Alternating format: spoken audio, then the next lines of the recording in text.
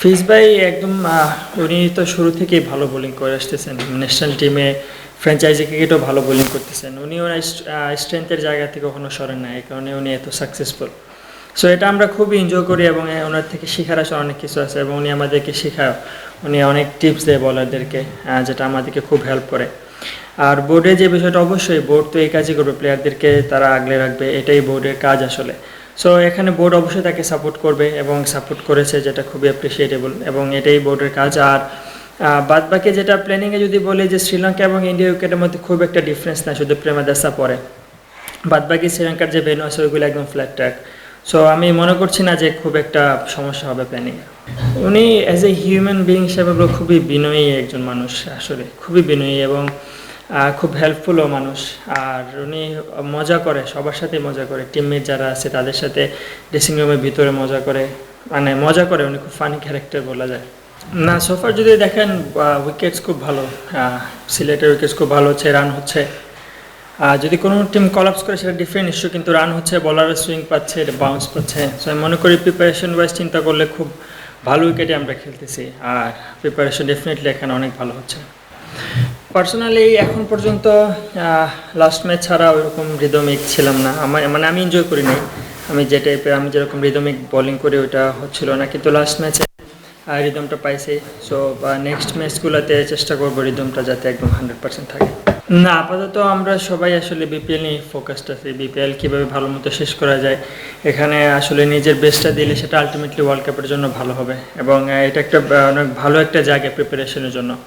তো এখন আপাতত সবাই বিপিএল নিয়ে ফোকাসে আছেন। বিপিএল শেষ হলে হয়তো আমরা আবার ওয়ার্ল্ড কাপ নিয়ে প্ল্যান করব।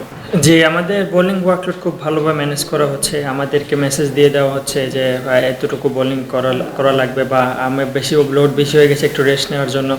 পাশাপাশি ট্রেনার খুব ভালো মনিটর করছেন, উনি আমাদেরকে প্রোগ্রাম পাঠিয়ে দিচ্ছেন এবং উনি নিজেও জিমে উপস্থিত থাকতেছেন এবং বলতেছেন কারো দরকার হলে চলে আসতে। আর শন আমাকে গত পরশুদিনও কল করছিল, সে খোঁজখবর নিচ্ছে এবং সে আমাকে খোঁজখবর নিচ্ছে। সে ওয়ার্ল্ড কাপে অবশ্যই প্রত্যেকটা দেশে বেস্ট টিমটাই যায় এবং ওইরকম যদি কম্পিটিশনের কথা চিন্তা করেন তাহলে আমাদের এখানে আসলে ওইরকম কম্পিটিশন কয়েকটা টিমই দিতে পারছে যারা কনসিস্টেন্ট, তাছাড়া 6টা টিম ওইরকম কনসিস্টেন্ট না, যেটা বাস্তব সত্য কথা। সো 2-3টা টিম আছে যাদের সাথে খুব ভালো কম্পিটিশন হচ্ছে। আমি মনে করছি যে ওইখান থেকে আমরা প্রিপারেশনটা ভালোভাবে নিতে পারবো। অ্যাজ এ প্রফেশনাল ক্রিকেটার যারাই আমাদেরকে নেবে তাদের হয়ে আমরা খেলবো, আর অ্যাজ এ ক্রিকেটার এই ক্রিকেট খেলাটাই আমার কাজ এবং আমি যে জায়গাতেই খেলবো এনজয় করার চেষ্টা করব। টিম আসলে কোনো সমস্যা না।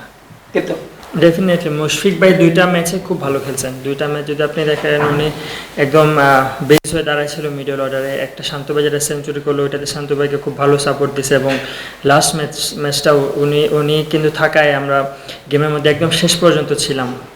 একটা মোমেন্ট চলে আসছিল 50-50, কিন্তু মুশফিক থাকায় সেটা খুব ইজিলি আমরা কামব্যাক করে চলে আসতে পারছি।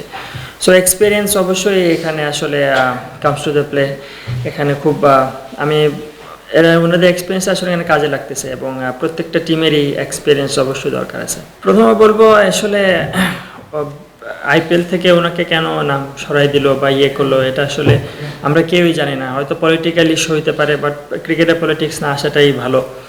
আর আমরা তো চাই, আমরা তো পলিটিক্যাল দিক দিয়ে চিন্তা করি না। এজ এ প্লেয়ার হিসাবে আইপিএল খেলার ইচ্ছা থাকে, ওই হিসাবে আমরা নাম দিই।